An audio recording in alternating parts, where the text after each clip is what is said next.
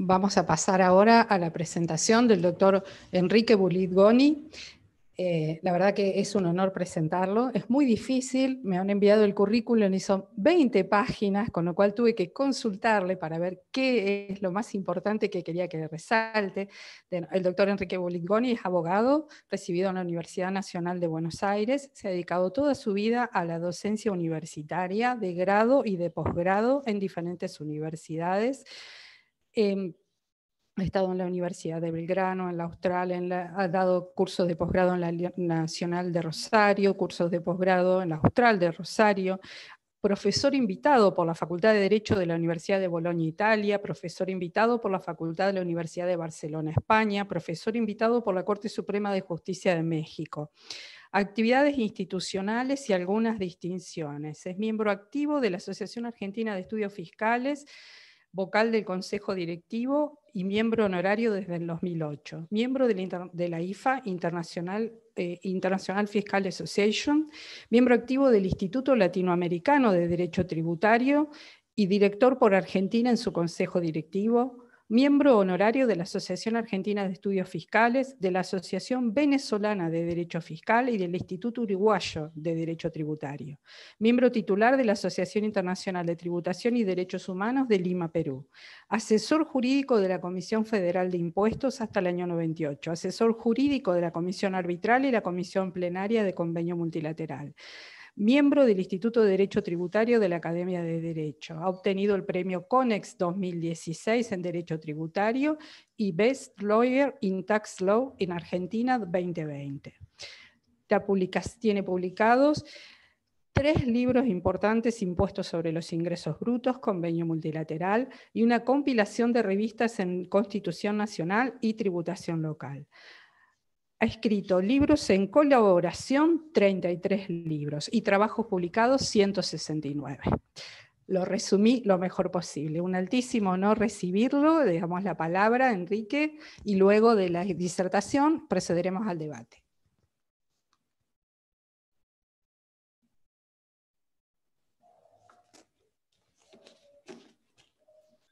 ¿Me escucha, Gabriela? Sí, sí, muy bien. Bueno, es un gusto estar acá. Mejor dicho, estar ahí.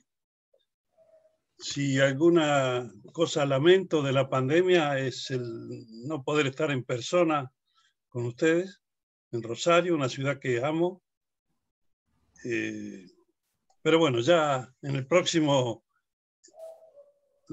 jornadas que ustedes hagan, me comprometo a estar presente. En primer lugar, quiero destacar el trabajo de Horacio Di Paolo, que ayer me llevó casi 3 horas leerlo, masticarlo, que deja poco para decir, porque realmente les doy un consejo a todos los asistentes: fotocopiar este artículo y ponerlo en el lugar más frecuentado en la biblioteca de cada uno de ustedes, porque ha hecho un rastreo realmente fantástico de toda la legislación que rige en la Argentina en los últimos años. Cuando hace un tiempo, ahora una década o dos, me tocó la tarea de explicarle, junto con José Casas, a un profesor europeo muy distinguido que trabaja para Naciones Unidas, Richard Byrd, que terminamos siendo amigos, porque viene seguido a la Argentina, a explicarle el sistema de coparticipación. En ese momento, la Secretaría de Hacienda había confeccionado un célebre cuadro, que si lo pueden conseguir, está publicado en un trabajo que hizo justamente la Asociación sobre Reforma Tributaria, donde muestra todos los afluentes que concurren a la masa coparticipable y todos los escapes que hay de la masa coparticipable. Uno se imagina la coparticipación federal como una catarata prolija de recursos que bajan de la nación y que se distribuyen conforme a lo establecido por la ley. Pero no es así. Es el delta del Nilo, el sistema de coparticipación. Tiene múltiples afluentes y tiene múltiples desvíos. Cuando terminamos de explicarle esto, Richard Baird dijo, en su precario español, dijo, esto es un laberinto. Y es efectivamente así. El sistema de coparticipación es un laberinto.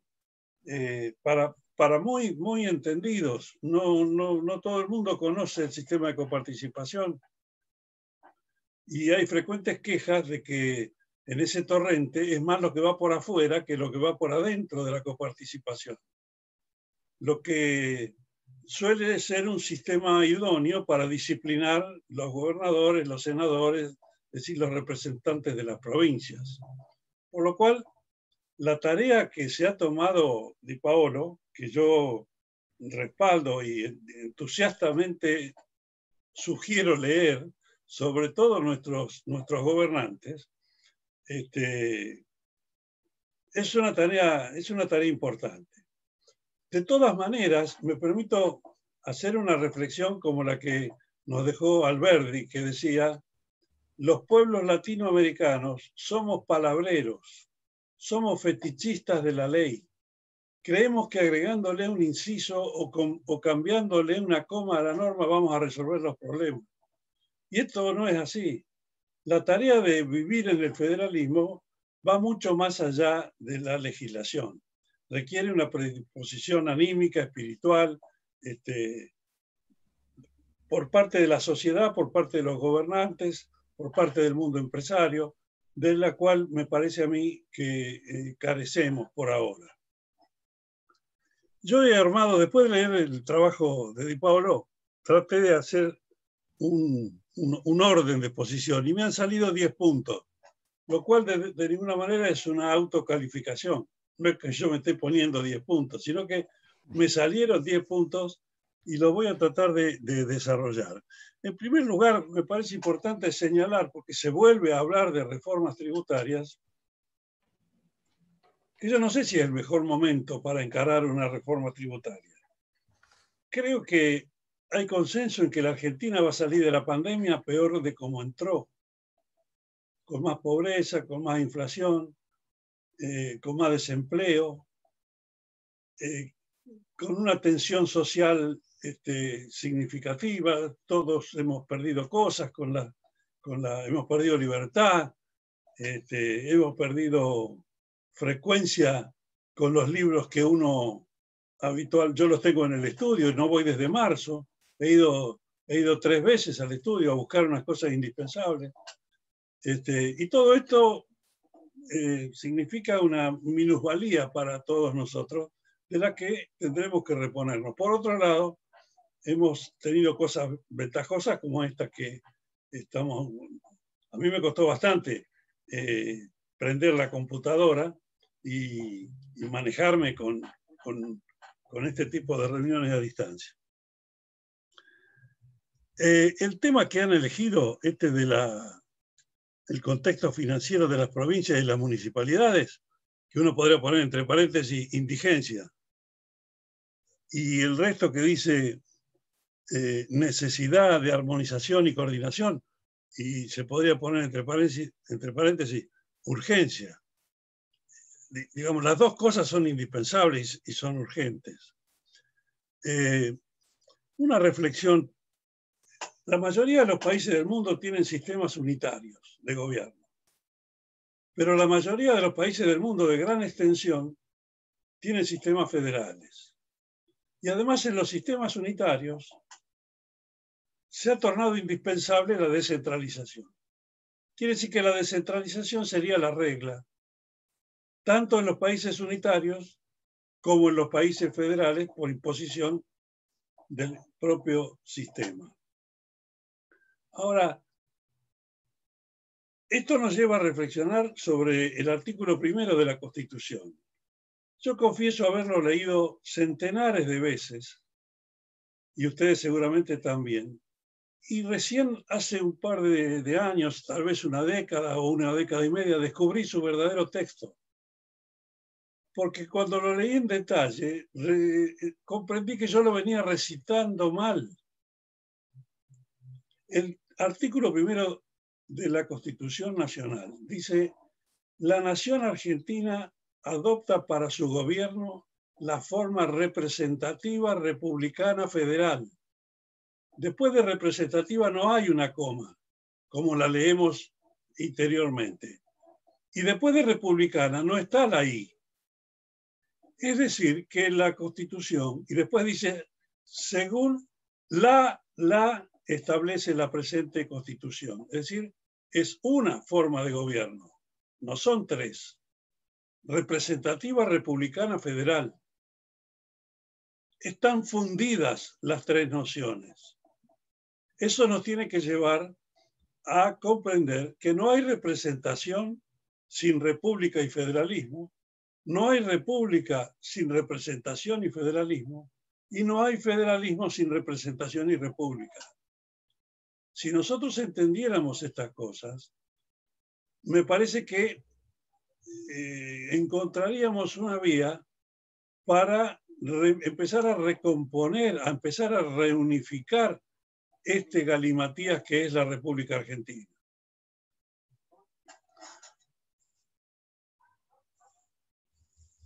La Constitución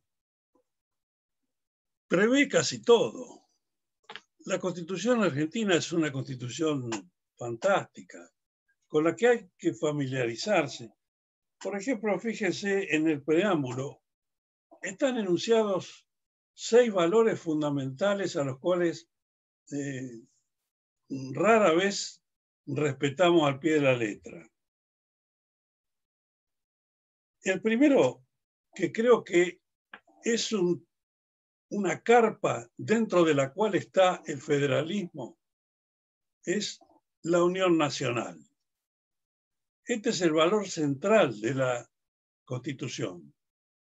Debajo de ese valor central está el federalismo. Pero el federalismo debe ser entendido en función de la unión nacional. Y esto me trae un recuerdo de Harrach, que siempre decía que el federalismo contiene dentro de sí fuerzas centrífugas, fuerzas que tienden a la separación. Cada provincia se siente mejor que la de al lado y siente que las demás de algún modo tienen más que ella en el reparto. Es decir, fuerzas que tienden hacia afuera. Y que el gran desafío de los pueblos federales era fortalecer fuerzas centrípetas, es decir, fuerzas que apunten a la unidad. Y en ese sentido, me parece a mí que se inscribe el fantástico relato de Di Paolo. Relato porque ha sido el relator, no porque sea el relato en el sentido despectivo que se le suele dar a la palabra relato en la Argentina de estos tiempos. Es un trabajo que tiende a comprender la necesidad de la unidad nacional, el primero de los valores que enuncia el preámbulo, que sigue con la paz interior, la defensa común, el bienestar general, la libertad. En fin, no quiero transformarme en Alfonsín, pero en ese preámbulo están los valores centrales que tenemos que tener en cuenta. Y relean el artículo primero. Van a ver que se van a sorprender que está escrito distinto de como lo recitamos.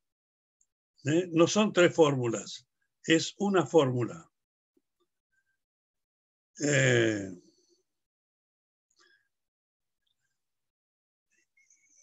Y en la propia Constitución se encuentran también las guías para desenvolverse en este galimatías.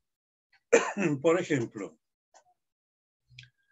decía Horacio recién que las provincias tienen poder originario y la nación tiene poderes delegados. Yo lo pondría en minúscula a ese enunciado, porque tal vez surja eso de la Constitución. Pero fíjense, el 121 de la Constitución dice: las provincias conservan todo el poder no delegado por esta Constitución al gobierno federal.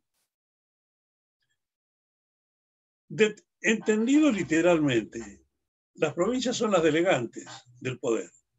Ahora, esto distinguiría entre provincias de primera, las 14 que pudieron delegar, del resto, que eran territorios nacionales y no pudieron delegar nada. Entonces, la historia misma de la Argentina estaría desmintiendo ese enunciado que pretende prioritar el poder provincial, darle supremacía, si se quiere, sobre el nivel nacional. ¿Cómo entiendo yo ese 121? Como una de las formas que hay para distribuir cosas entre dos polos. ¿Cómo se puede hacer para distinguir cualquier tipo de objeto entre dos polos? O uno le da, enuncia los de uno y dice los que no están enunciados acá son del otro, o uno enuncia los de cada uno, las cosas que le atribuye a cada uno de los polos. Este segundo sistema es el peor que se puede elegir para una ley. Porque ¿qué pasa con lo que no está enunciado? Con lo que no está mencionado en ninguno de los dos polos. Entonces, la forma lógica es enuncio las atribuciones de A y digo las demás son de B, o enuncio las atribuciones de B y digo las demás son de A, o, como digo, enuncio las de A y las de B y lo que no está enunciado, ¿dónde queda? ¿En A o en B? ¿Por qué la Constitución adoptó el sistema del 121? A mí me parece que porque ese 121 le da a la Constitución el tinte federal que prevalecía en el momento de la discusión y que si la Constitución no contenía ese tinte federal, había fracasado varios intentos de consagrarla. Pero yo no participo de la idea de que, y lo ha dicho alguna vez la Corte, que los poderes de la nación son acotados y los poderes de la provincia son extensos, son ilimitados. Para mí no es así. Los dos poderes, los de la nación, los de las provincias, son poderes limitados. ¿Limitados por qué? Ilimitados por la ley, y por la ley fundamental sobre todo. Entonces, este me parece a mí que es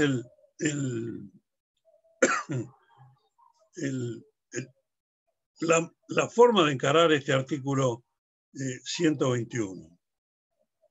Y cuando yo decía que la Argentina adopta para su gobierno la forma representativa republicana federal, reflexionemos que la Argentina está adoptando las dos formas más excelsas de la convivencia, que son la democracia y el federalismo. No hay mejores fórmulas que estas. Ahora, ojo, son dos fórmulas que requieren niveles superlativos de grandeza en los protagonistas. No son dos fórmulas para cualquiera. El pueblo que quiera vivir en plenitud esas dos formas tiene que comportarse de manera razonable. Y no hace falta que entre en detalle sobre qué quiere decir razonable. Un ejemplo, en mi pueblo, que hay 4 semáforos, en uno de esos semáforos, un hornero hizo un nido que dificultaba en uno de los sentidos de circulación, dificultaba un poco ver el color de la luz. Bueno, el Consejo Deliberante hizo 3 reuniones para decidir qué se hacía con el nido de ese hornero, porque había que garantizarle un habitáculo semejante. Entonces, en una ceremonia, sacaron el nido del hornero y lo trasladaron a otro lugar donde no molestara. Con los problemas que tiene la Argentina, un Consejo Deliberante no puede, digamos, yo amo a los pájaros, pero me parece que se le fue la mano. Entonces, la anécdota del hornero engarza con la anécdota de los pactos fiscales, de los acuerdos, de los consensos, que se escriben y se firman cruzando los dedos debajo de la mesa, como hacíamos cuando éramos chicos y jurábamos alguna cosa. Creíamos que cruzando los dedos íbamos a invalidar el juramento. En este campo de articular un federalismo razonable, un federalismo de concertación, como dice la Corte, se llega a los pactos. Pero ya la misma Constitución tiene algunas disposiciones que facilitan la administración, digamos, del federalismo. Pensemos, por ejemplo, en ese artículo 121 que dice que las provincias conservan todo el poder no delegado a nivel nacional. Y después hay un artículo 75 que tiene 32 incisos donde le atribuye al nivel nacional prácticamente la totalidad de las atribuciones. ¿Eso neutraliza a 121? Pareciera que no, porque ese artículo 75, en la materia que a nosotros nos interesa, que es la tributación local, dice, por ejemplo, la nación dictará los códigos civil, comercial, penal, de minería y de la seguridad social. Y el 126 dice, y las provincias no podrán regular esas materias una vez que la nación haya dictado los referidos códigos. Bueno, esto plantea algunas discusiones. La más clásica es la de la prescripción. ¿Cómo se rige la prescripción? ¿Se rige por el Código Civil o se rige por las normas locales? Y bueno, esto demuestra la parcialidad en los enfoques que padecemos los abogados y los contadores, porque el Código Civil establece una prescripción de 5 años, establece una determinada forma de cómputo y establece reglas muy precisas para la suspensión y la interrupción de la prescripción.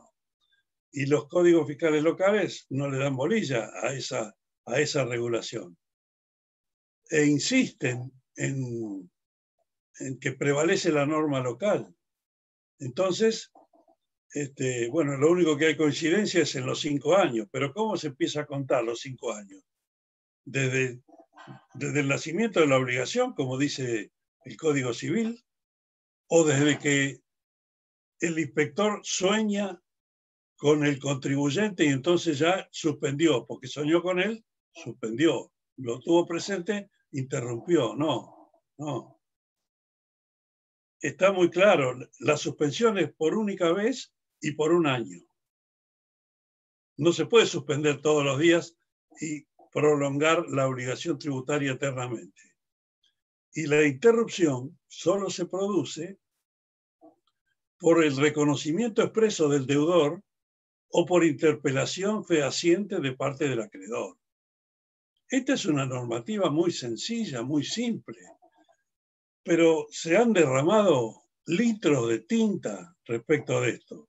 Y cuando yo he jugado en todos los equipos en esta materia, he sido asesor de la Ciudad de Buenos Aires, abogado de la Ciudad de Buenos Aires, en la Dirección de Renta mucho tiempo, he sido asesor de la Comisión Arbitral, de la Comisión Federal, y me ha tocado protagonizar el partido de distintos, jugando para 2 equipos y hasta siendo referí.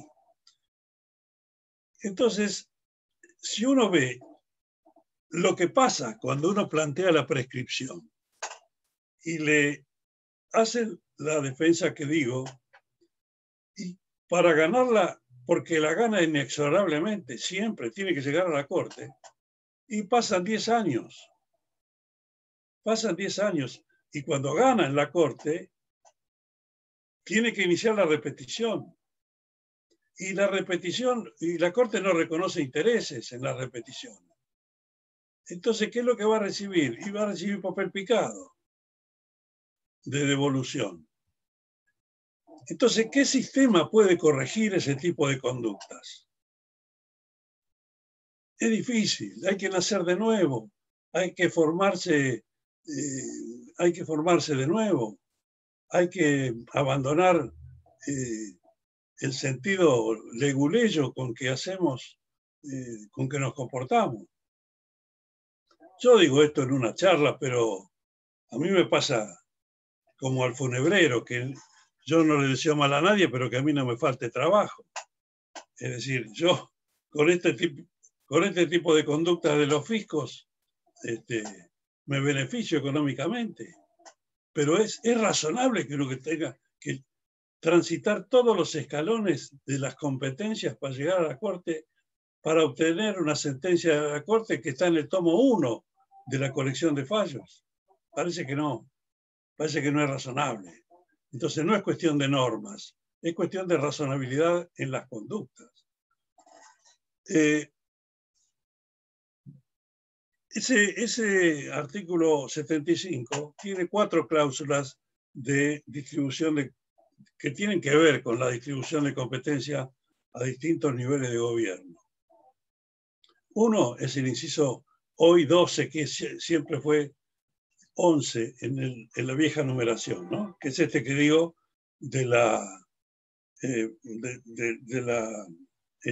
prevalencia, digamos, de la legislación de los códigos de fondo sobre lo que digan las normas locales. El otro es el siguiente, que hoy es el 13 y siempre fue el 12. Dice que le corresponde a la nación reglar el comercio interjurisdiccional, tanto interno como externo. Ahora, en tiempos modernos, donde prácticamente todo el comercio es interjurisdiccional, interno o externo, esto invalida las atribuciones provinciales, es decir, los fiscos locales no pueden gravar los actos o actividades de comercio interjurisdiccional. No, no es así. Pueden aplicar tributos que recaigan sobre el comercio interjurisdiccional, pero esos tributos deben ser razonables, no deben interferir con el comercio, no lo deben impedir, no lo deben frustrar. Ahora, ¿cuándo un tributo local interfiere? ¿Cuándo frustra? Y bueno, un jurista americano, Holmes, decía, la Constitución dice lo que los jueces de la Corte dicen que dice. Es decir, son temas con destino inexorablemente en la Corte. Es muy difícil lograr una sentencia en sede local que aplique rectamente esa jurisprudencia de la Corte Nacional. Después están los incisos 18 y 19, siempre del 75, que le confieren al nivel nacional la posibilidad de dictar normas que se refieran a situaciones provinciales. Y el ejemplo típico de esto sería, por ejemplo, los regímenes de promoción industrial, de los que tan afectos han sido nuestro gobierno de las últimas décadas. Esos regímenes de promoción industrial regulan situaciones del nivel nacional, pero también del nivel provincial y del nivel municipal. ¿Son válidos? La pregunta es si son válidos. Bueno, la jurisprudencia de la Corte los ha convalidado siempre y cuando exista una relación razonable entre la medida adoptada y el fin perseguido. Como ustedes verán, son parámetros muy lábiles, no son para cualquiera. Saber cuándo afecta, cuándo está excedido ese ejercicio del poder nacional, cuándo no. Y la última cláusula que quiero mencionarles en el 75, que me parece que es también una cláusula que ha ayudado la jurisprudencia a convertirla en una cláusula centrípeta, en una fuerza no centrífuga, sino centrípeta de unión, de articulación entre nación, provincias y municipios, es el inciso 30, que antes era el 27, que está referido a los establecimientos de utilidad nacional. Según esa cláusula, el Congreso Nacional ejerce una atribución en los lugares que, situados dentro de una provincia, son establecimientos de utilidad nacional. la pregunta es, ¿puede la provincia establecer impuestos que recaigan sobre esos establecimientos de utilidad nacional? Y aquí la jurisprudencia se ha dividido desde hace muchos años y si uno lee los fallos de la Corte, han habido periodos, desde tal fecha hasta tal otra rigió tal criterio, de tal fecha hasta tal otra el otro criterio y después se volvió. Hay un ya viejo voto de Gabrieli, cuando era presidente de la Corte, que hace el estudio detenido de cada uno de esos fallos, pero siempre hubieron dos criterios en la Corte. Un criterio que decía, no, la provincia en los establecimientos de utilidad nacional no puede hacer nada. Este criterio siempre fue minoritario. Siempre no obtuvo nunca más de 2 votos. En la mayoría del tiempo. Hubo algunos periodos en que obtuvo un tercer voto y se hizo mayoría ese criterio, limitante de la atribución provincial. En la mayoría del tiempo de la vida de la Corte prevaleció el otro criterio. La provincia puede establecer tributos locales en los establecimientos de utilidad nacional siempre y cuando no interfiera con la finalidad del establecimiento. Esta palabra es la palabra mágica, la de la interferencia. Cuando el tributo local interfiere. Es un tema que no tiene definición en los niveles inferiores. La definición la da en definitiva la Corte. Ahora, ustedes se imaginan que tanto el comercio interjurisdiccional como la aplicación de las disposiciones de fondo de los códigos nacionales, como la interpretación de los regímenes nacionales de protección o de sobregravación respecto de cosas, hechos, actos, operaciones que ocurren en las provincias, como si las provincias pueden aplicar gravámenes de lo que ocurra dentro de esos llamados establecimientos de utilidad nacional, son temas opinables. No hay una línea recta, no es la línea de cal que de este lado es gol y de este otro lado no es gol. Y encima con la línea de cal bien marcada, los referidos tienen que ir a consultar al VAR a ver si fue gol o no fue gol. Esto es una cuestión. Julio Ollanarte, uno de los grandes juristas argentinos para mí, en una nota publicada en la revista El Derecho, que se llama El caso Bonfante, hace un análisis de la jurisprudencia de la Corte en un tema y termina diciendo: el que no entienda por qué la Corte estuvo bien en los primeros casos y estuvo mal en los segundos casos, es mejor que se dedique a otra cosa y no al derecho. Es una frase muy propia de Ollanarte, que solía tener este tipo de definiciones.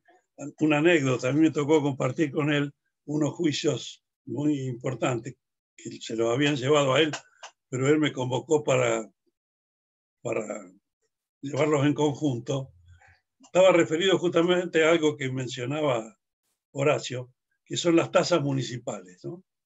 Y entonces se refería a empresas de comunicación. Entonces Ollanarte ponía en los escritos: es inconcebible, excelentísima Corte, que el pigmeo municipal pueda interferir la comunicación cósmica con el establecimiento de un tributo que la torna inviable. Bueno, solamente él podía firmar esos escritos. Yo lo firmaba con rubor y temor, pero bueno, me sentía protegido, digamos, por su prestigio. Cuando recordaba la expresión de Harach acerca de que es tarea imperiosa en un régimen federal el fortalecer las fuerzas centrípetas, razono también que la Argentina de hoy la Argentina prepandemia y pospandemia, porque los problemas argentinos no están causados por la pandemia. Los problemas argentinos, a mi juicio, son de carácter estructural y vienen de mucho tiempo atrás. Cada uno póngale la fecha que quiera al origen de la crisis argentina. Si tiro una fecha, habrá gente que coincidirá y habrá gente que estará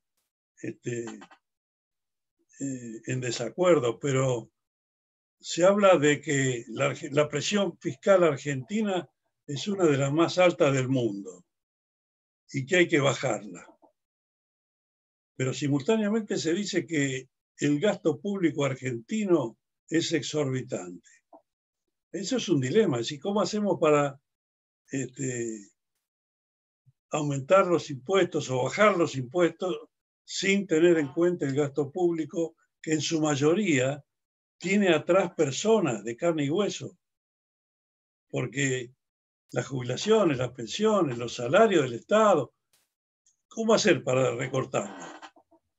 Si uno ve ahora, por ejemplo, en tiempos de crisis, en tiempos de pandemia, se toma el trabajo de leer el boletín oficial de la Nación. 3, 4 páginas son designaciones. Todos los días.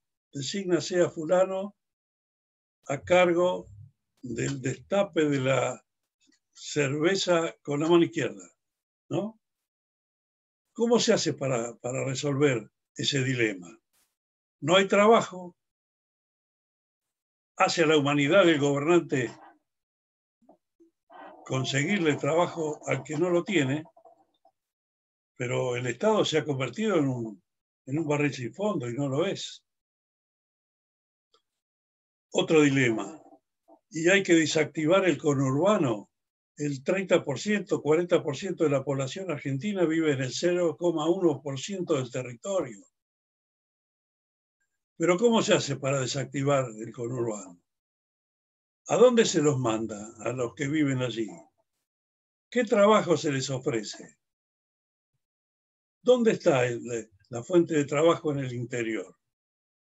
Si piensa en el campo, por ejemplo, el campo, la civilización, la tecnología ha expulsado trabajadores del campo, para bien, porque han sido reemplazados por las máquinas. Pero en esta tendencia a la robotización, ¿qué trabajo le queda en el campo a lo que era el viejo peón de campo? Si hoy día la computadora, la trilladora o la sembradora, cuando entra al potrero, si uno aprieta los botones correctos, le dice cuánta semilla tiene que tirar en cada centímetro cuadrado del potrero que va a sembrar. ¿Quién puede manejar eso? Y tiene que ser una persona con una capacitación que está excediendo las capacidades medias de un peón de campo. Y bueno, hay una serie de lo que yo llamo dilemas argentinos que no va a ser fácil de arreglar.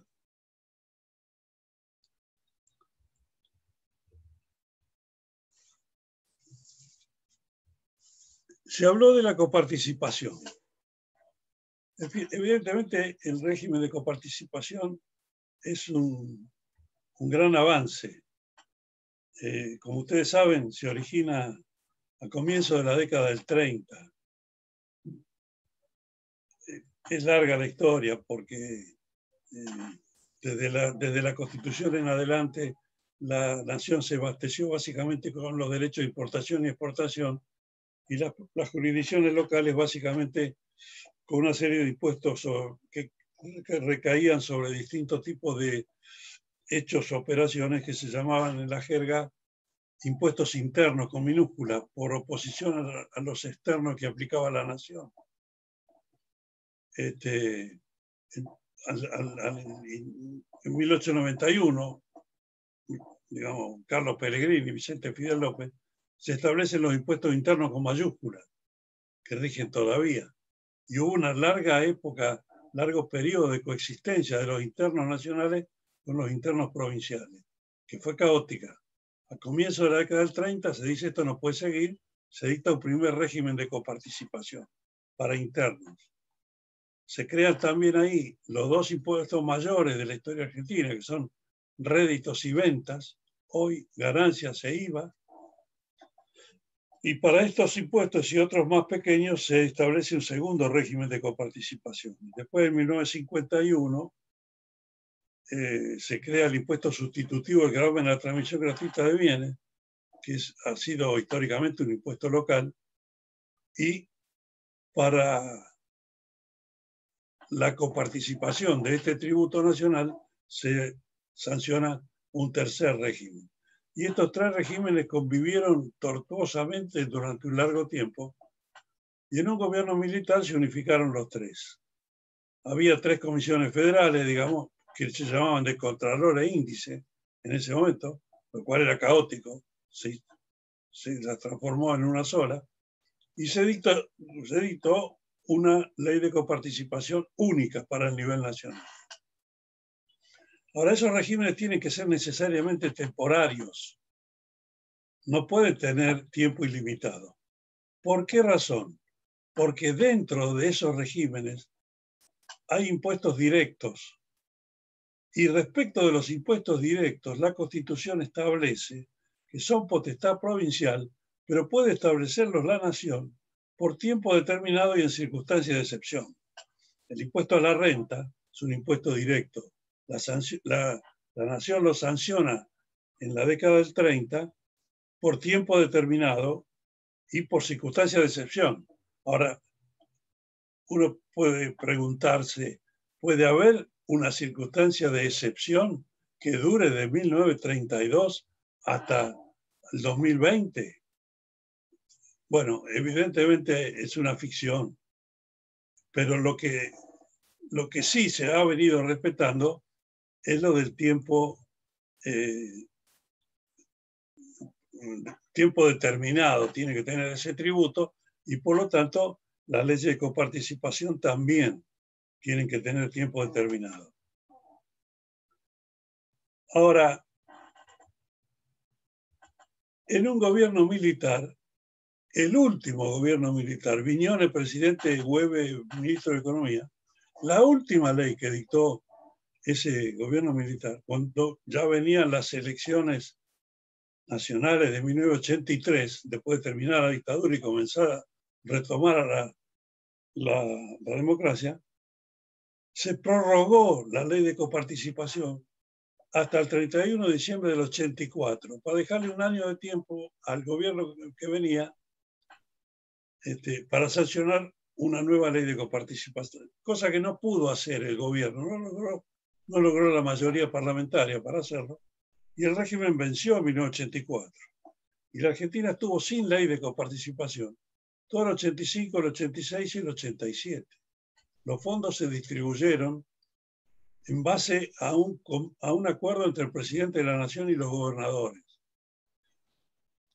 En 1987, las elecciones de medio término cambian las mayorías parlamentarias, gana masivamente el peronismo y desde la oposición logra el peronismo, gobernaba el radicalismo, o sea, Alfonsín, logra las mayorías para sancionar una nueva ley de coparticipación, que fue la 23.588, que rige todavía.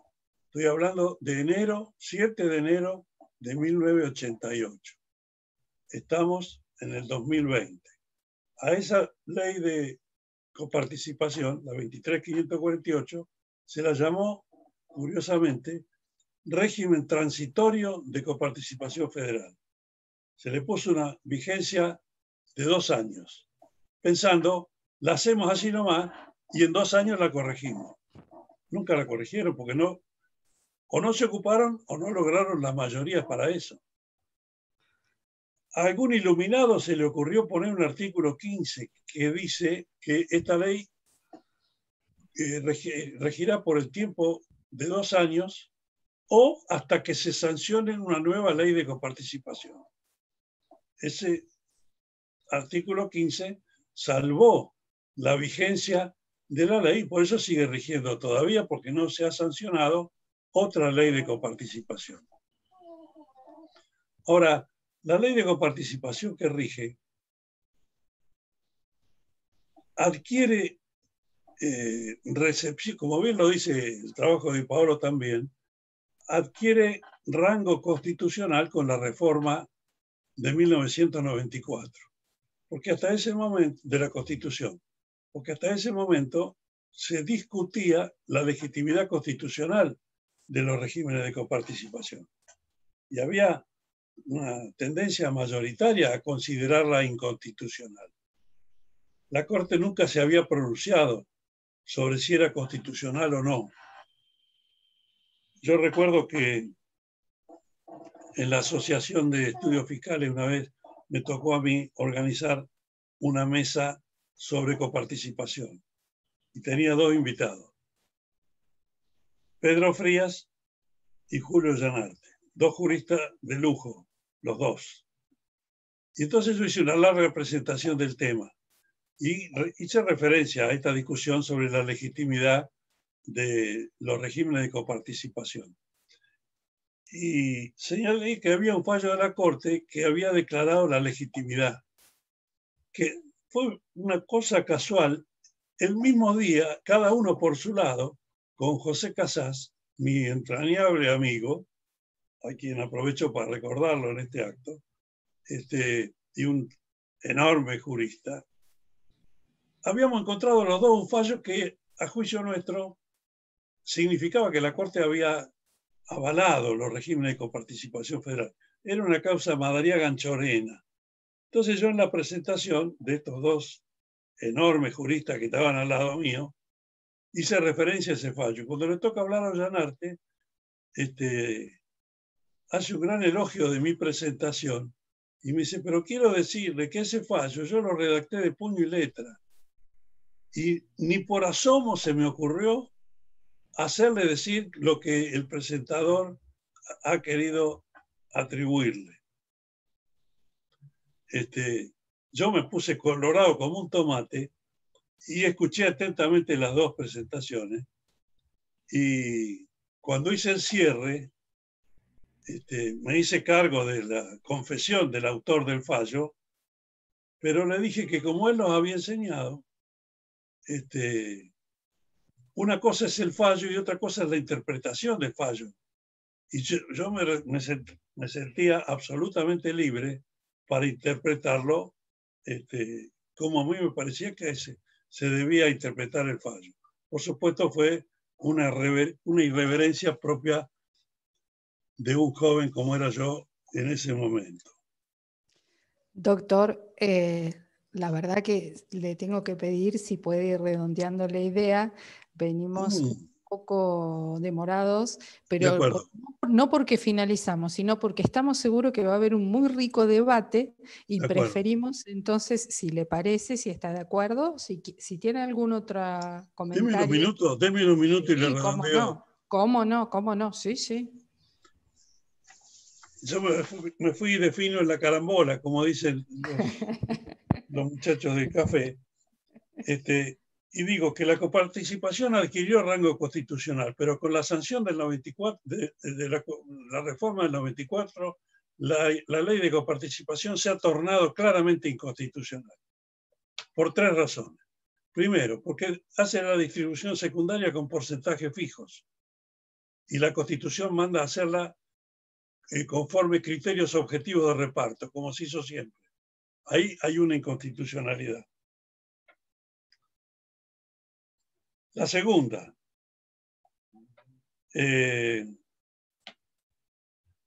no tiene acuerdos previos. Y la tercera, no tiene plazo, porque dice hasta que se sancione la nueva, y eso no es un plazo, eso es una condición. La condición puede no darse nunca, y entonces la ley seguiría existiendo y rigiendo eternamente. Así que estamos con una ley de coparticipación a la cual la Constitución le ha dedicado un largo artículo pero con ese largo artículo la ha tornado inconstitucional. Es excelente la referencia que hace Di Paolo al crecimiento del impuesto sobre los ingresos brutos, el más criticado de los impuestos, pero el más rendidor. Las provincias no van a soltar ese hueso. Derogarlo y establecer otro es una quimera, me parece a mí. Ahora, se lo podría afeitar. Por ejemplo, ¿qué necesidad de abandonar el criterio tradicional de actividad lucrativa y transformarlo en actividad onerosa? Es decir, la misa del domingo tiene que pagar ingresos brutos porque hay una señora que pasa el cepillo y recibe la limosna. Es decir, no tiene límite lo no oneroso, lo oneroso, digo. En cambio, lo lucrativo hacia la esencia de este impuesto. El convenio multilateral es una sabia creación de Harrach, porque no tuvo modelo, lo inventó él, y rige de 1953. Ahora, los criterios para atribuir los ingresos son una tómbola. ¿A quién hay que atribuirle? En materia de gastos, sí, tiene 2 artículos y medio que clarifican un poco. Pero en materia de ingresos, ¿a quién se le atribuyen los ingresos? ¿Al lugar de concertación?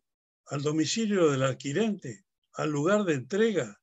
¿Al lugar de utilización del bien? Son los criterios que viene sosteniendo la comisión arbitral, prácticamente sacando de un sombrero la solución.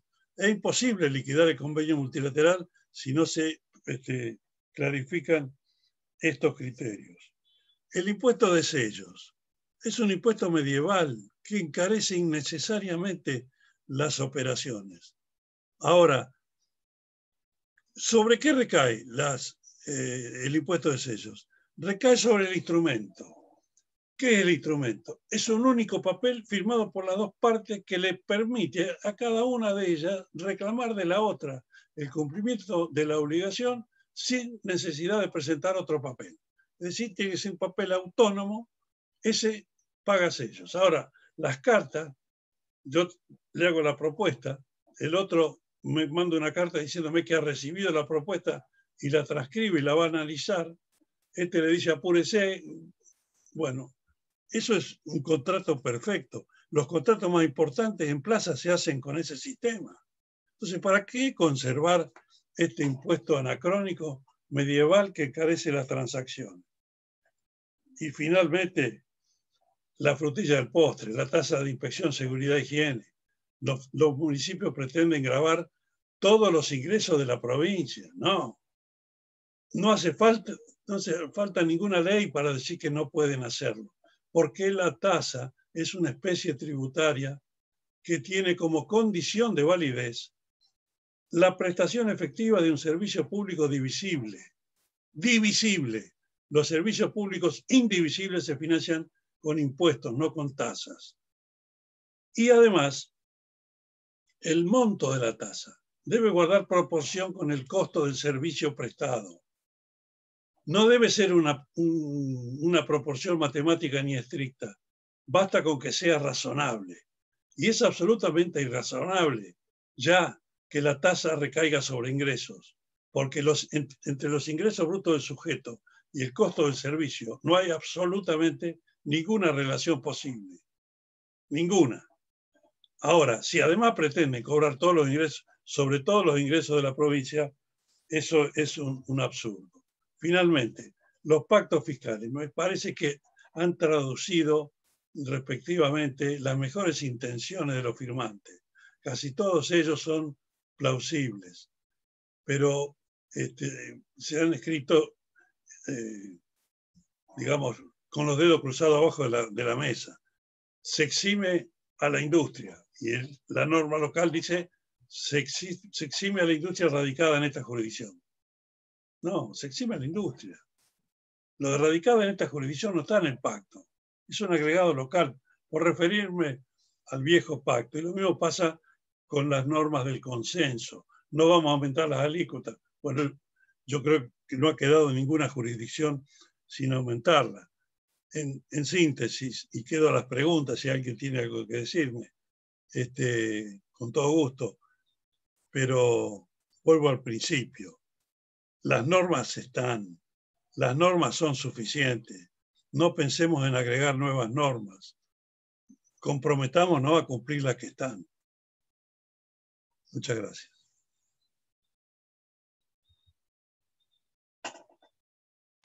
Muchas gracias, doctor, por su exposición. Si les parece, porque nos quedan pendientes quienes levantaron la mano y el debate de las propuestas. Vamos a responder algunas de las preguntas primero y luego no más de 10 minutos, así luego debatimos las propuestas. Bueno, en el orden lo he visto primero, creo, Rubén Rubio. Adelante. Sí. Bien, no estaba habilitado el micrófono. Muchas gracias. Muy bien, doctor Buliconi, felicitaciones por su brillante exposición. El punto mío está referido simplemente, y no simplemente porque carezca de importancia, sino por el contrario, al cumplimiento de la Constitución Nacional.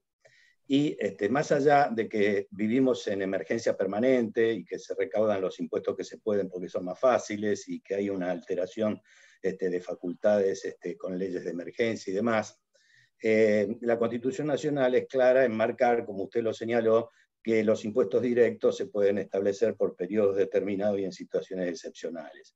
Y así venimos con el viejo impuesto a los réditos, luego sustituido por el impuesto a las ganancias, desde hace 90 años, ya estoy perdiendo la cuenta.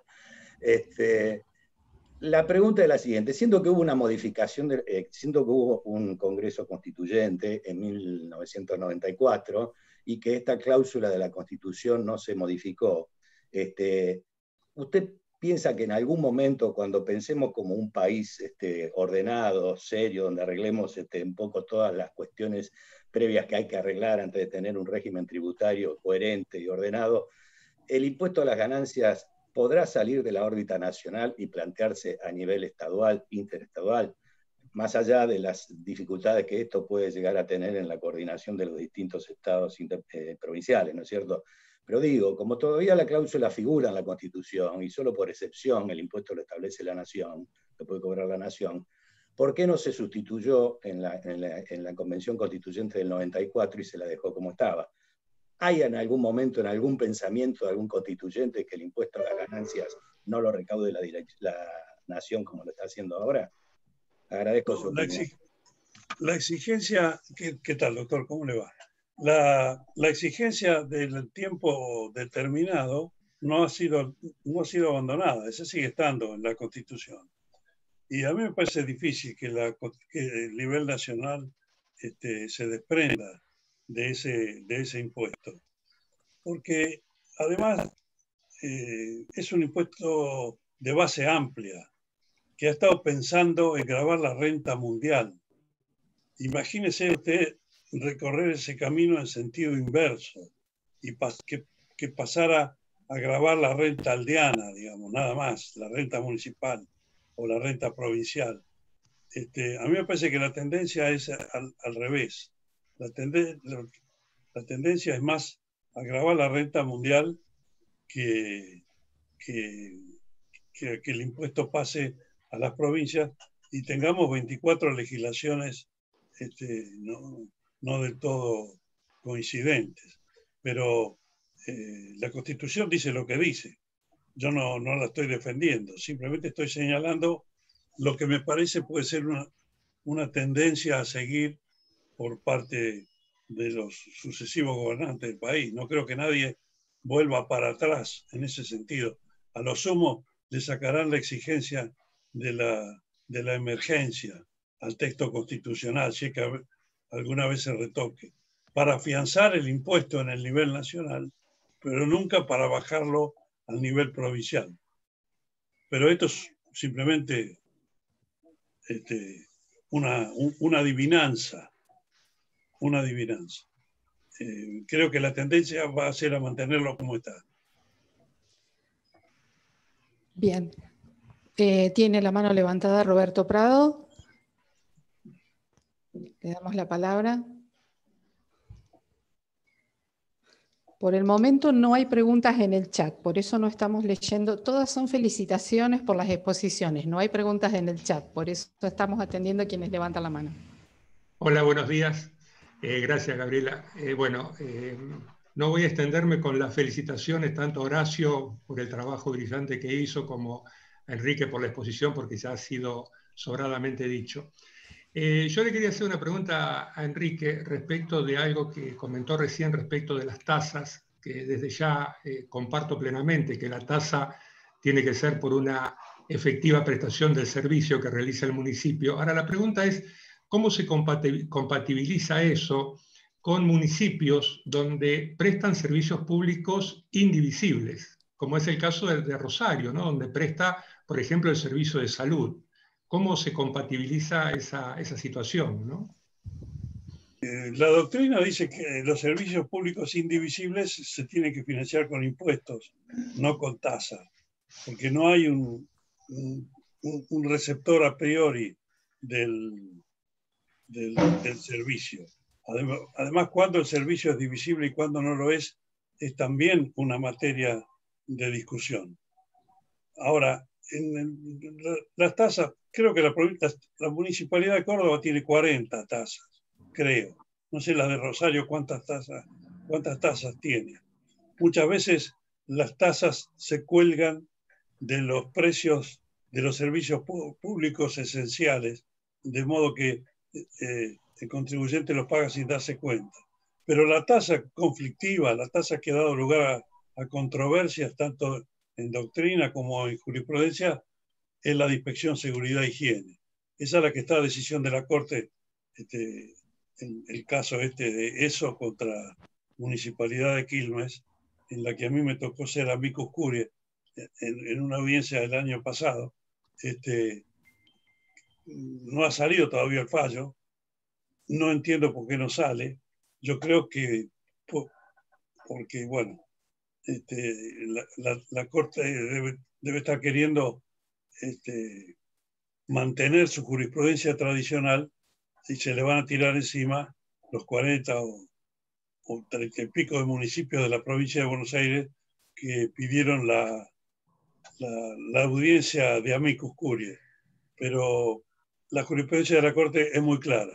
La municipalidad no puede gravar más ingresos que los que por aplicación del convenio multilateral le sean atribuidos al municipio correspondiente. Y ya ahí la Corte le está dando al municipio mucho más de lo que corresponde, me parece, porque entre los ingresos brutos y el costo del servicio es un tema lógico que no hay absolutamente ninguna correlación. Gracias.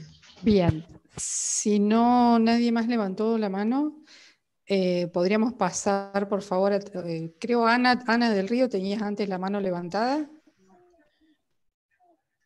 Gaby, también hay una sí. pregunta en el chat de Ricardo Doktorovich, que bueno, le pregunta al doctor qué opinión tiene sobre la diferencia de los fiscos provinciales entre convenio actividad y convenio sujeto, ya que hay provincias que adoptan un criterio y algunas adoptan otro tipo de criterio. Sí, bueno, yo soy definido partidario de convenio actividad. Y sé que hay algunos municipios, algunas provincias que aplican convenio sujeto. A mí me parece que esto no es una cuestión de opinión. Es más sencillo tal vez liquidar convenio sujeto, pero el convenio multilateral, digamos, primero el impuesto. El impuesto grava el ejercicio habitual de la actividad antes lucrativa, hoy onerosa, pero no viene al caso este último punto. El ejercicio de la actividad es el objeto del impuesto. Por eso me parece que el convenio debe aplicarse con ese criterio. Tengo entendido por, digamos, mis permanentes discusiones con amigos contadores que les resulta mucho más sencillo aplicar el criterio sujeto. Pero a mí me parece que el convenio está concebido con el otro criterio. Y esa es la jurisprudencia que creo prevalece en la comisión arbitral. Bueno, muy bien.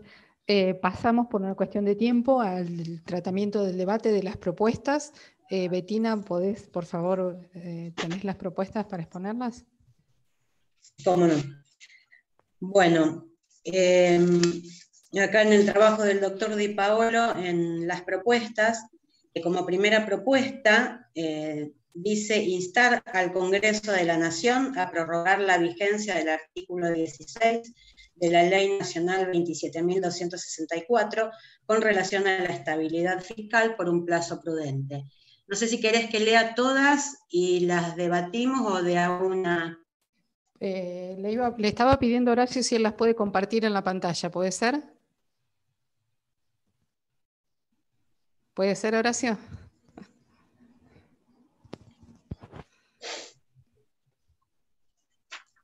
Porque... Horacio.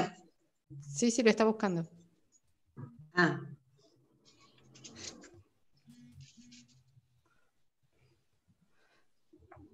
Así, bien.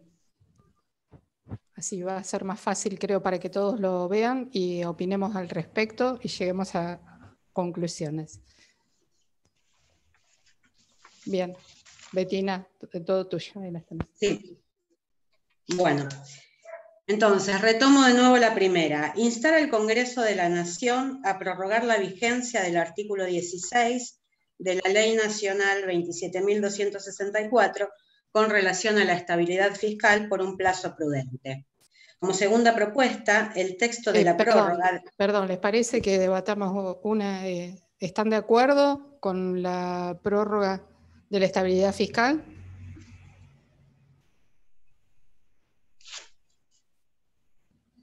¿Hay alguien que quiera? A ver. Acá consideran que... Cristian Romero...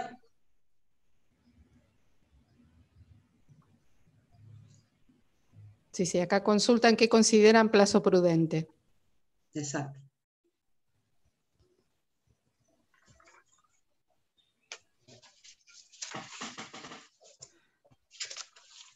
Si les parece, les podríamos dar la palabra a Horacio para que determine qué es el plazo prudente.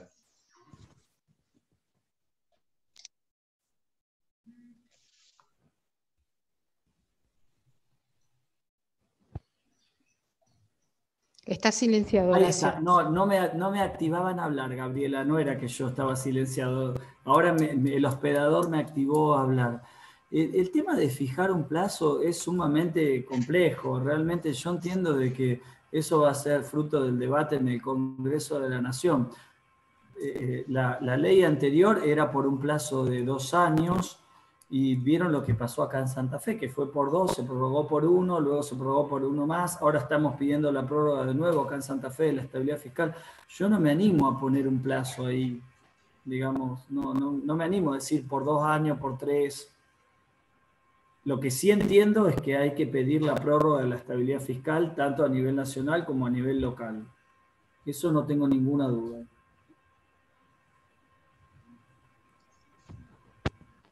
Bien, lo dejamos así entonces como plazo prudente. Bien. Ana del Río quería hacer un comentario, quizás al respecto de esto. Habilitar el micrófono. No, es muy cortito lo mío. Simplemente, vos fijate, si no se prorroga la estabilidad fiscal y atento a la derogación de muchas actividades exentas, específicamente en el sector primario, sector agropecuario, muchas actividades comenzarían a estar grabadas a partir del 1 de enero del 2021, situación que sería sumamente gravosa. Realmente no podemos fijar nosotros como profesionales en ciencias económicas un plazo, pero sí, sin lugar a dudas, hay que pedir la prórroga o el de prorrogar la vigencia total a nivel nacional, pero también a nivel provincial de esta, y que la provincia se adhiera a la prórroga a nivel nacional, sin lugar a dudas.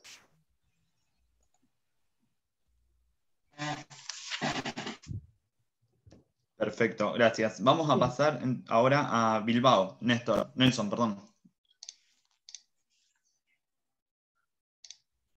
Sí, Sin duda alguna que a todos, en el desarrollo de nuestras actividades, y más desde el punto de vista fiscal, la estabilidad es buena. No es que sea buena la inestabilidad. Entonces, cuando se creó esta primera estabilidad fiscal, por lo menos que tengo recuerdo, en la década del 90 para las explotaciones mineras, generó un campo y un margen de inversiones muy importante. Bueno, todo lo que sea incertidumbre conspira contra el clima del negocio, el desarrollo de la actividad, y es máximo teniendo en cuenta la experiencia en nuestro país, que cuando se altera la estabilidad o el régimen jurídico tributario es para aumentar impuestos. La estabilidad fiscal deberíamos no limitarla a un plazo, debería ser lo máximo, el máximo plazo, no quedarnos cortos en el plazo. Debería ser permanente, digamos, con la que tenga la menor cantidad de limitaciones. Bien, muchas gracias. Bien. Gaby, hay comentarios en el chat que por ahí sugerían de leer primero todas las conclusiones y después lanzar el debate para que se haga un poquito más dinámico. Si les parece, lo hacemos así.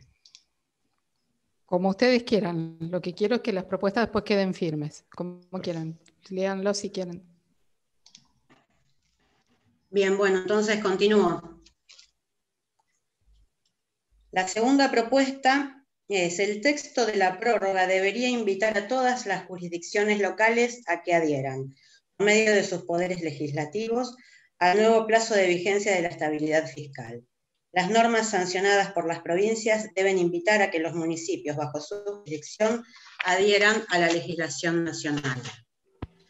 Como tercer propuesta, entendemos que el decreto del Poder Ejecutivo Nacional 938 del 2018, que creó el Organismo Federal de Evaluaciones de Inmuebles en el ámbito de la Secretaría de Provincias y Municipios, del Ministerio del Interior, Obras Públicas y Vivienda, en cumplimiento del Consenso Fiscal 2017, debe ser derogado de inmediato. En nuestra opinión, no resulta necesario que la creación de este nuevo órgano. Sería deseable que las tareas detalladas en materia de evaluaciones de inmuebles se encomienden a la Comisión Federal de Impuestos, previa modificación de la normativa que corresponda. La cuarta propuesta: analizar una metodología de control de cumplimiento de los compromisos asumidos mediante la firma del censo fiscal. Entendemos que esta tarea debe recaer en la Comisión Federal de Impuestos. A tal efecto, este organismo podrá convocar a universidades nacionales y entidades de la sociedad civil, la Federación Argentina de Consejos Profesionales de Ciencias Económicas y la Federación Argentina de Graduados en Ciencias Económicas, con el fin de elaborar anualmente un informe acerca del cumplimiento de los compromisos asumidos. Una vez elaborado, tendrá la tarea de difundir los resultados de esta labor. Y la última propuesta es proponer la nueva ley de coparticipación a dictarse por el Congreso de la Nación, en cumplimiento de la disposición transitoria sexta de la Constitución Nacional, se replique el artículo 9 de la actual ley 23.548, que contiene los test de armonización y de analogía en materia de tributos locales. Además, en esta nueva ley se deberán incluir pautas a los efectos de armonizar los regímenes de retención, percepción y recaudación de los distintos tributos. Bien, por el chat habían pedido la palabra Lorena Almada, se la vamos a dar. Les recordamos que por favor levanten la mano por una cuestión de orden de los relatores, para poder identificar rápidamente quiénes son los que piden la palabra. Ahí está, Lorena.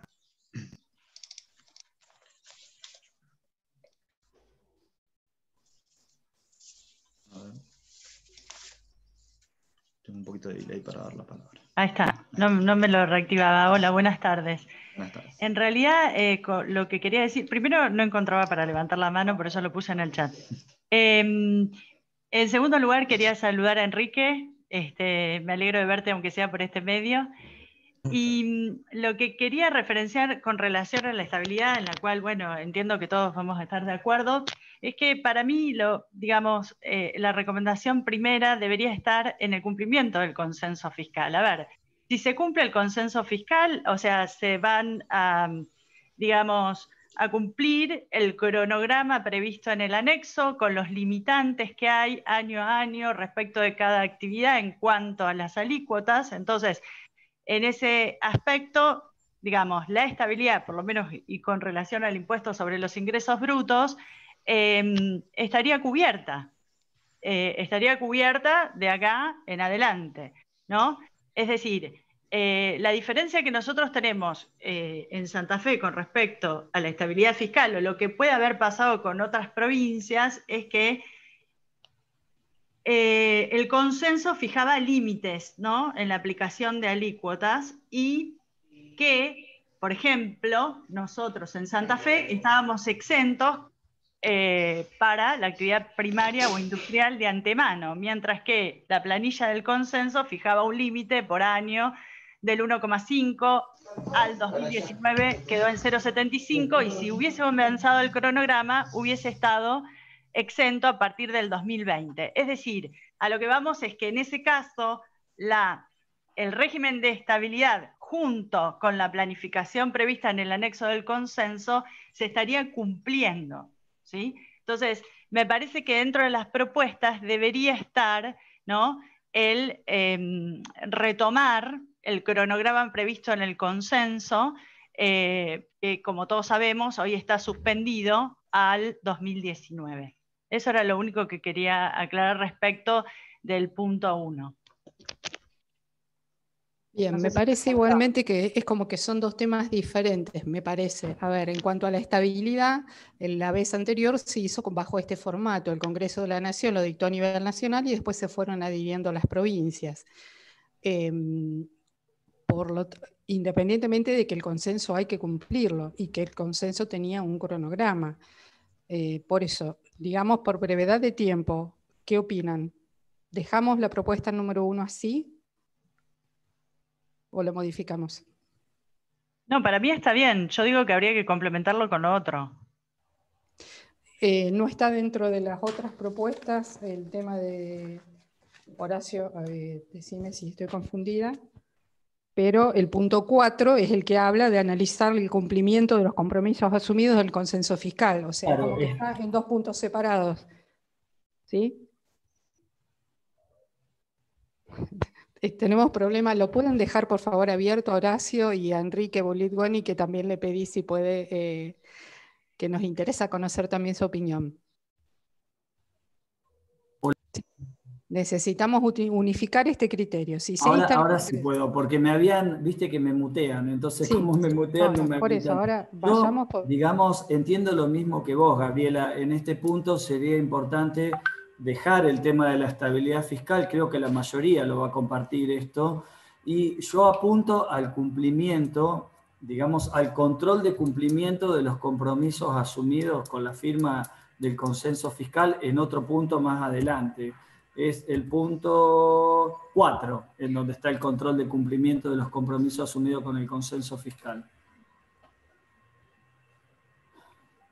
Sí, yo entiendo lo que dice Lorena, que Lorena quiere volver al cronograma original del consenso, pero bueno, ahora ya estamos con el consenso 2019 donde se suspendió. Ojalá no firmemos en el 2020 otra suspensión del cronograma del anexo 1, ¿no es cierto?, del consenso. Eso, la verdad, no tengo idea qué es lo que va a pasar. Bien. A ver... Enrique, le voy a pedir su participación, si usted también quiere proponer. Me parece que es un tema básicamente político, donde lo que técnicamente se puede pedir es que se le quite plazo, porque contiene un principio loable de la estabilidad fiscal. Pero eso no va a ser aceptado. por la nación ni por las provincias. Todo el mundo quiere patear el compromiso de la estabilidad fiscal y aumentar los impuestos todo lo que se pueda. Volvemos a que no es un problema tanto del texto de la legislación, que, digamos, hacer algo como lo que se hizo con la ley de coparticipación federal, en el sentido de decir, este régimen regirá hasta que se sancione otro. Con lo cual, el Estado conserva la posibilidad de modificarlo sin atarse a un plazo, y se elastiza un poco el cumplimiento. En el fondo, lo que yo opino es lo que opinó quien habló hace un rato acerca de la cuestión minera.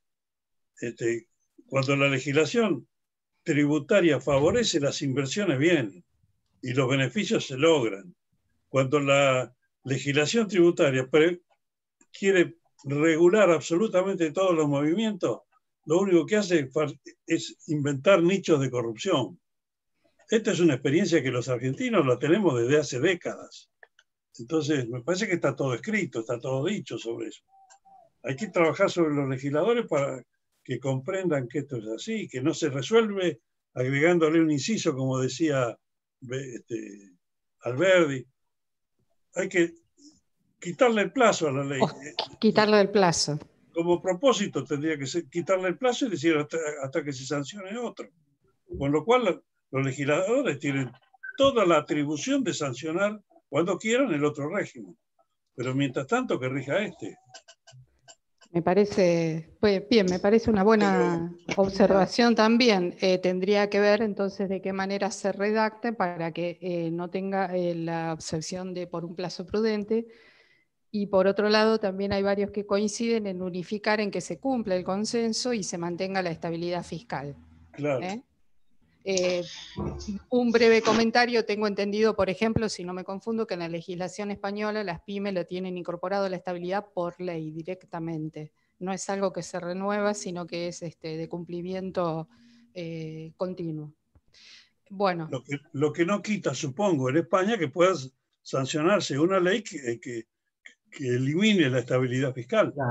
Claro, seguro. ¿No? Claro. Bien, entonces modificamos lo de por un plazo prudente. Bueno, perfecto. Bien, prorrogar y el cumplimiento del consenso, ¿sí? Unificamos. Sigamos porque nos estamos muy excedidos en el tiempo. Dale, Gaby. Bueno, ahí Nancy Eterovich había comentado que unificar en que se cumpla el consenso y se mantenga la estabilidad fiscal, que sería lo más concreto. Y si les parece, les damos la palabra a Rubén Rubiolo para que sigamos el orden de los que habían levantado la mano. Gracias. Brevemente, como un evento académico, no me parece a mí que debamos aparecer pidiendo solamente prórroga de una norma. Supuesto que la estabilidad debe ser un hecho y debe tener carácter de permanencia, como dice la palabra.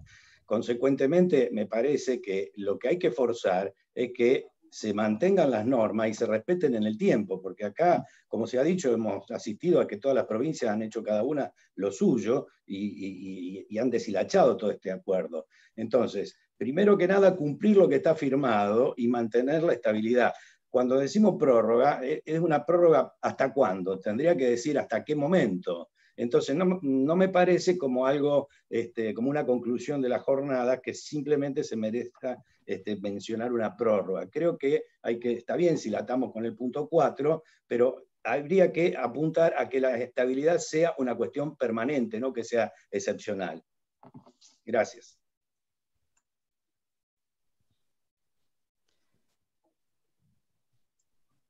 Bien.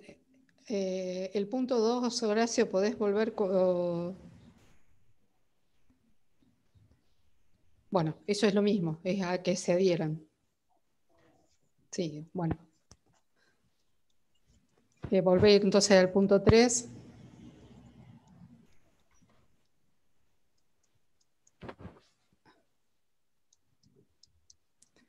Bueno, entonces, conclusión, Bettina, ¿querés tomar la palabra vos? O sea, en definitiva, con respecto a la conclusión número 1, es que se mantenga la estabilidad fiscal, no ponerlo de un plazo determinado, que se respete el consenso fiscal, ¿sí? Y de esa manera se estaría entendiendo que tiene un carácter permanente el pedido que se está haciendo. Bien. Con respecto a este tema de evaluación de inmuebles, ¿alguien quiere hacer alguna observación? Tenemos la mano levantada de Ana del Río y de Nelson Bilbao. Vamos a arrancar por Ana, si les parece.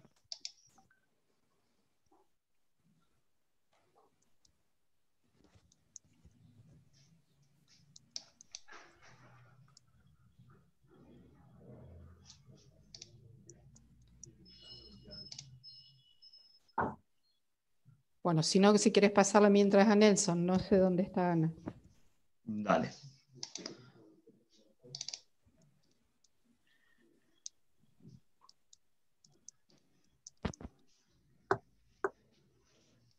Sí, Nelson. Nelson está silenciado.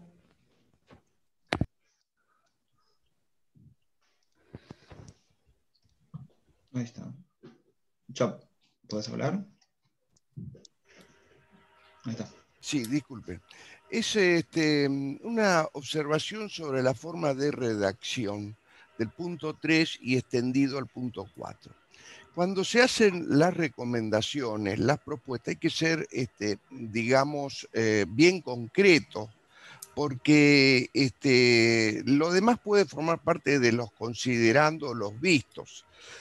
Nosotros no ponemos que poner entendemos, si no estamos de acuerdo, que el decreto que creó tal cosa, si ese organismo que fue creado no estamos de acuerdo, proponemos directamente la derogación del organismo que se haya creado. Y si consideramos que lo más adecuado es la derogación de ese organismo y que se ocupe la Comisión Federal de Impuestos, tenemos que ser muy concretos.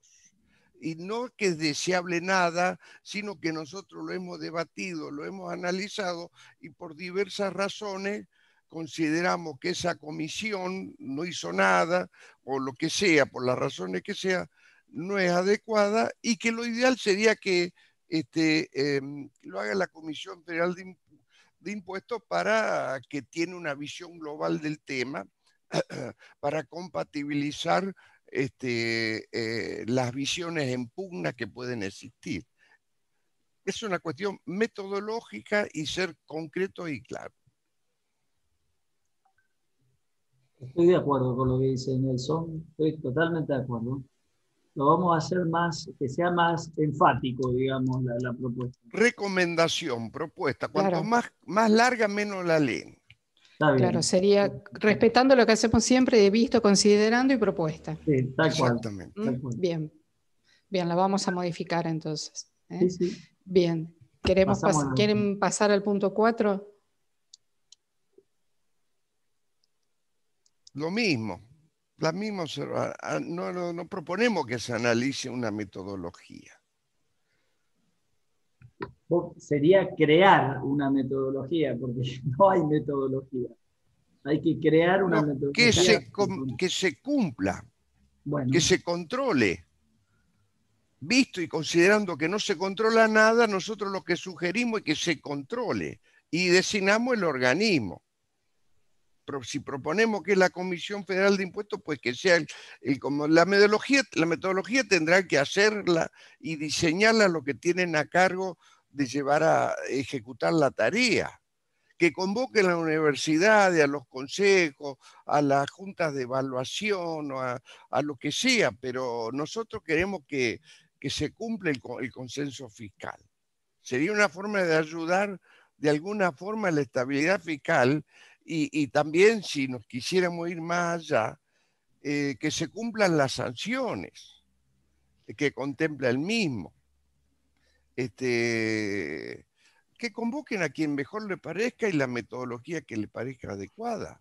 Eso sea una tarea interna. Pero tenemos que ser enfáticos. El odio se tiene que controlar. ¿Para qué sirve? Si lo escribimos por un lado y como dice el doctor Buligoñi, están por debajo de la mano, todos por debajo de la mesa cruzando la mano y ya pensando cómo lo van a violar. ¿Y cómo van a engañar al próximo? No, industria sí, pero si se hace al lado, no. Es una barbaridad. Bien, si les parece, perdón, entonces si les parece, lo reformulamos. Podría ser, por ejemplo, exigir el cumplimiento de los compromisos asumidos. Sí, como Después, si no lo pongamos los compromisos, si no claro, lo vamos a cumplir. No, por eso. Bueno, la reformulamos a la propuesta y entonces después la sometemos a debate final. Bien, y bueno, y con respecto a el test de armonización y test de analogía, ¿hay alguien que quiera hacer alguna observación? Eso es a mi juicio, eso es muy importante reafirmarlo, porque es la clave de la ley de coparticipación federal en materia de armonización de los tributos locales. Me parece que ahí hay que poner todo el énfasis. Y creo que hay tendencia a sacarla esa cláusula. Sí, yo por eso lo puse, Enrique. Claro. Lo puse. Entonces se podría agregar algún párrafo que obligue... Me parece que está bien redactado el último punto de Horacio. Pero es una opinión de alguien que no tiene derecho a opinar en esta reunión. Bien, Gaby pidió la palabra a Nancy y Ana del Río, bueno, sigue con la mano levantada porque no le pudimos otorgar la palabra. Si le parece, probamos con Ana y si no, pasamos a Nancy. Bien. Gabriela, ¿lo dejo de compartir esto? Como quieras, déjalo por si alguien... Bueno.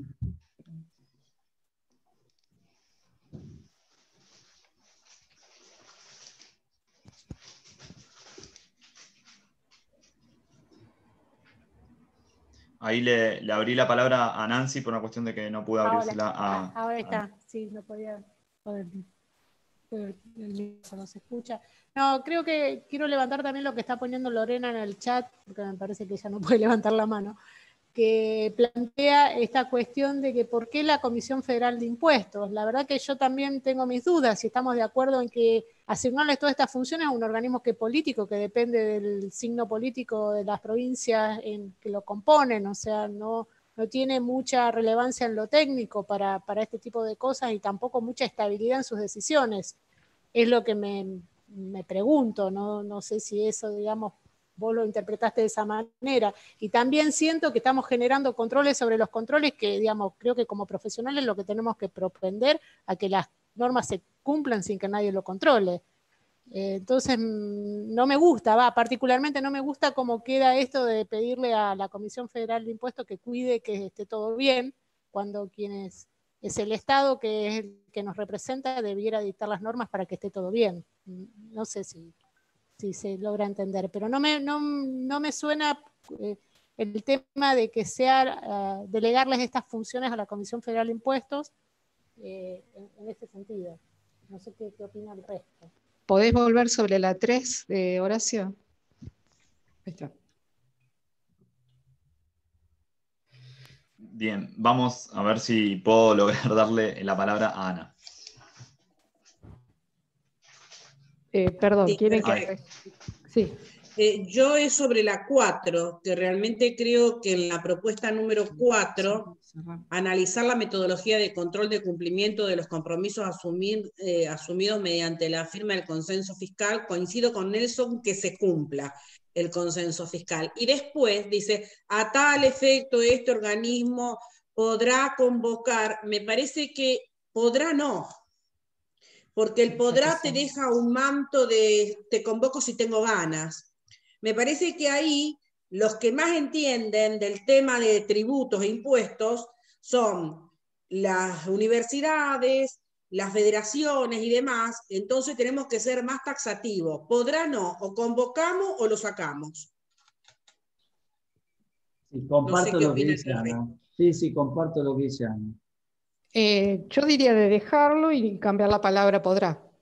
Perfecto, que los Porque convoquen creo que podrá directamente. es muy a la abierto, gente. exacto, exacto, Que los exacto, convoquen. exacto. Perfecto. Bien, y les pido volvamos sobre la 3, entonces así te Gracias. cerramos ese tema. Entonces, respecto de la 3, si no, opinan de que no se haga referencia a la Comisión Federal de Impuestos, o sea, que esa tarea sea llevada a cabo, no sé, por algún organismo correspondiente ya creado, no propicia la creación de nuevos organismos, o como les parece de cerrarla. Lorena, tenés la mano. Sí, le Sí, vamos a dar la palabra a la Lorena. mano levantada en la práctica. Así cerramos.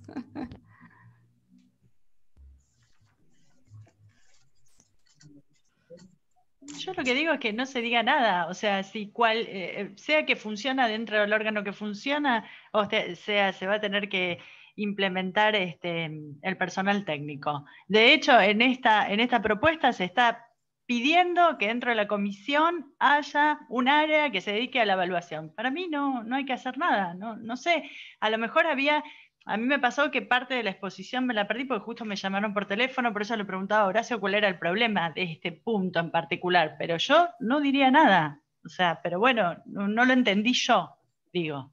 Mi opinión es que se creó un órgano con una infraestructura terrible, porque el decreto dice cómo está conformado, que no van a llegar a nada. O sea, yo creo que se creó una estructura muy grande y digamos, la prueba está que desde que se creó hasta ahora no se hizo nada.